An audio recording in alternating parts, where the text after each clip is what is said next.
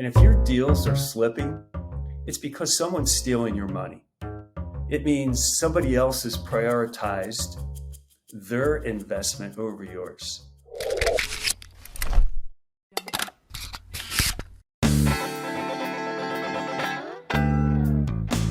Hitting our numbers today is challenging more today than it has been in history. And there are many different tools that we have, but still yet the tools aren't enabling or helping us to be able to do that on a more consistent basis. On today's episode, my guest, John Stopper, is going to give us some ideas of what you can do to ensure that you are hitting your numbers right now. Yes, today. At least, maybe not today, but normally, like regularly, like more consistently. Check it out. Hey, everyone. Welcome to another great episode of the Sales Evangelist Podcast. I'm your host, Donald C. Kelly, the Sales Evangelist. And I'm so excited for another great episode. I'm so excited to be here with you today. And on this episode, I bring on a phenomenal guest. His name is John Stopper. And I want you to check out John. I have some links here for you to check out. And one of the things I just want to read this verbatim for what he does. He loves guiding high-performance enterprise sales teams responsible for strategic sales to scale productively. And obviously, we want to help them to generate more money, get that revenue. As we dive in, you get a chance again to connect with John. Be sure to follow him and to connect with him on LinkedIn and his organization and see how these principles can help you. Let's jump in.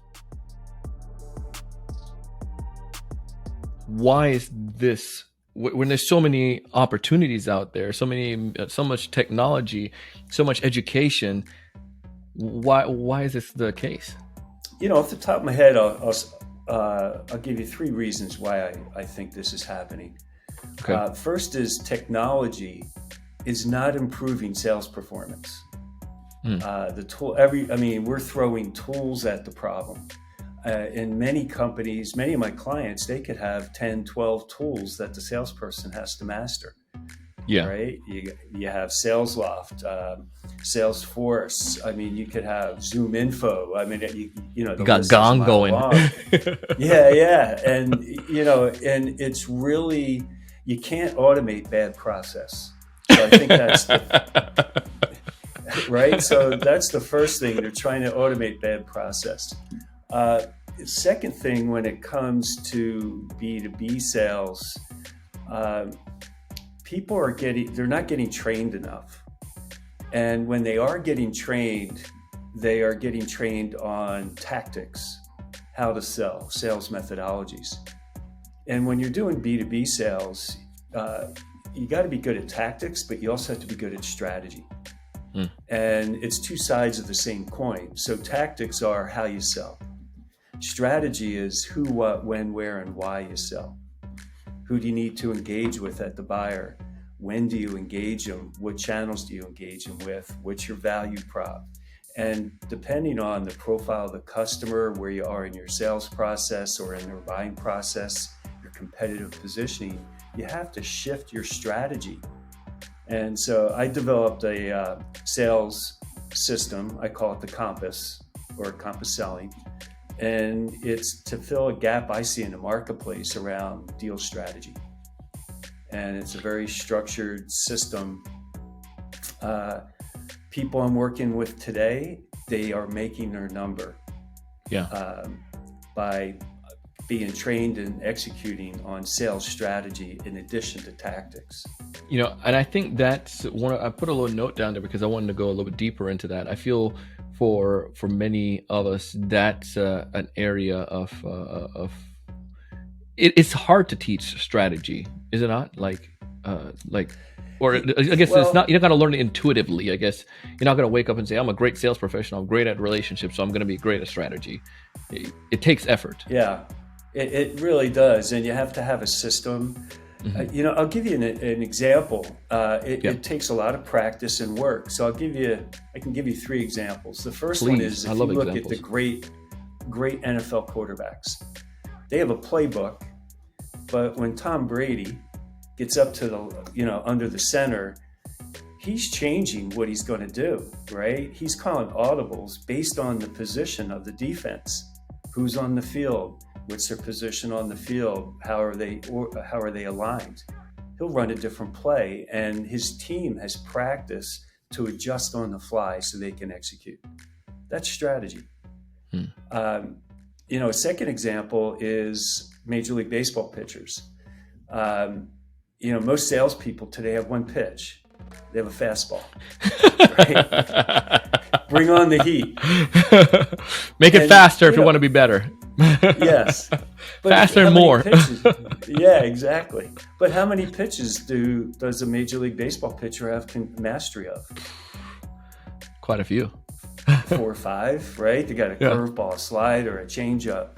And based on who's at bat, who's on base, what inning, they throw a different pitch. Yeah. And salespeople today they need to develop multiple strategies, just like a Major League Baseball pitcher. I love that. And the third example I'll give you is a professional golfer, right? When you watch guys at the Masters, what you don't see is their preparation. Before the tournament begins, they walk the course with their caddy, with their coaches, with the equipment manager, and based on how the length of the rough and the cut of the greens and where the pin position is, they write, those little books, I don't know if you ever see them, they pull out and flip. They've laid out their game plan. They've prepped, they practiced. So when they get in the heat of battle where it's really hard to make on-the-fly decisions, they know what they're going to do. They know what club they're going to select. They know how they're going to hit it, which ball to use. So in sales today, we're not taking the time to develop those skill sets, to practice.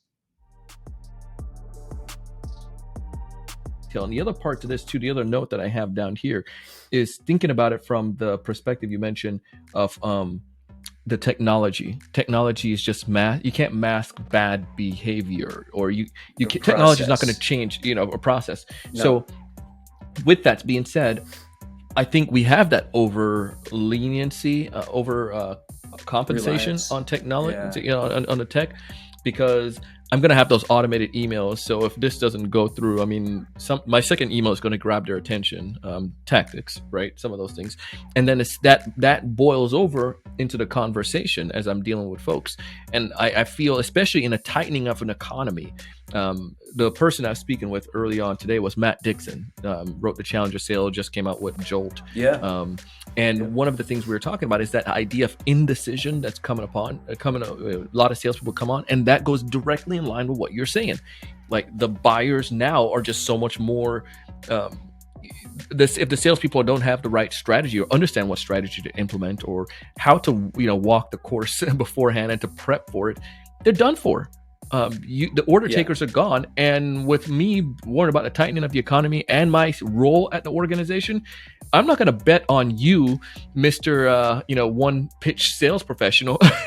I need somebody that's going to help me to make sure that I look good and that this deal works out and I'm successful with the implementation. So my boss can say Donald's a freaking genius. Yeah. I think the one thing that I focus a lot on, Donald, is also the type of value. And in the Compass system, there's 5 different types of value, and you need to explore each one of those. So for CEOs, for example, their value, they don't care about your offering helping them be more efficient. So, hey, my workers, if I buy the software, they could do their jobs faster, better, cheaper. They won't have to work late nights, weekends. Yeah, that's nice, but that's not a priority. And the efficiency value prop, if that's your only value, those are the deals that miss, that they're always slipping.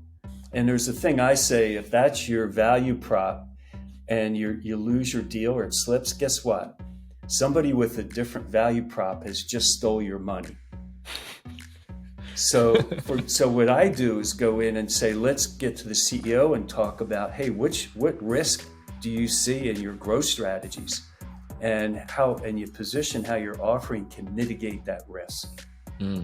Boy, do you have what's your growth initiatives or your plans for the next year, and map how your offering can help them achieve those growth objectives, because that's how they're compensated, right? Their bonus is based on them hitting growth objectives. So you got to map to the strategic growth initiatives or risk mitigation how you're going to mitigate risk to achieving those.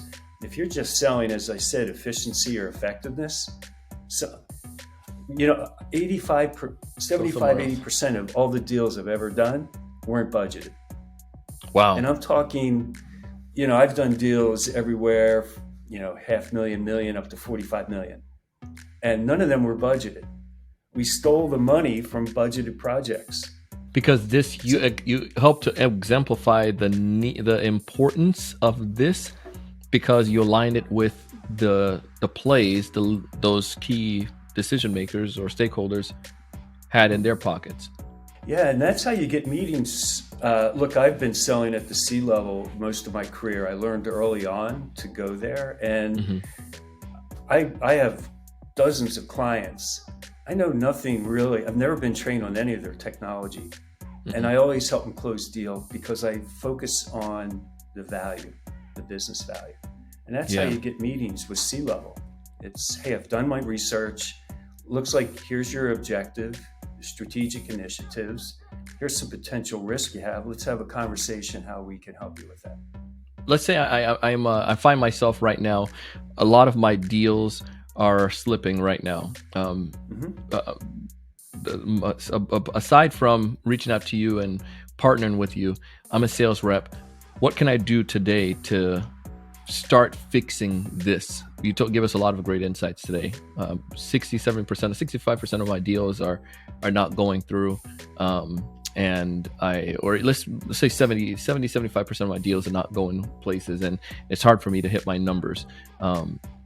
What can I do to start fixing that today, to start changing that number? Yeah, let me answer that by giving you the perspective of a CEO or who's going to make the investment decision.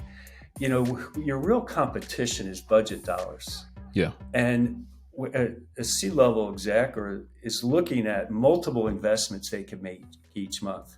And if your deals are slipping, it's because someone's stealing your money. Yeah. It means somebody else has prioritized their investment over yours. So they go, hey, I like yours, but I'm going to push that off because I got to prioritize this investment. So the first thing you have to do is say, boy, am I maximizing the value I'm bringing to the organization? It's not just how cool your product is or how technical it is. It's what's the value to their business.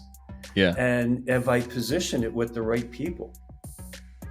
And so I would always go back and say, if I hear, hey, we're going to defer making a decision, I'm like, damn, someone's stealing my money. I got to figure out a new strategy and how to reposition me to get up higher in the priority list for the investment. And it all comes down to business value. Hey, that was John Stopper. And if you haven't been convinced of his amazingness yet, please go ahead and continue to follow him. Listen to this episode again. Share it with one other person that you know so they can find benefit from it. And I promise you're gonna continue to see that improvement. I mean, the game is just so much more difficult than it has been when it comes towards doing our prospecting and to grabbing the attention and to working with these enterprise level organizations, and much less to be able to close more deals and hit those numbers. It is tough, but you can do it. You have help, you have aid, you have people like me, you have this episode, you have people like John, and you're getting all these amazing content from our guests that can help you out in that process. As always, I want you to find more of those ideal customers. I want you to know what to say when you reach out to them. I want you to close more deals, but most importantly, I want you to raise your level of thinking. Take advantage of the deals our sponsors are giving you and go out and do big things. Thank you so much for watching.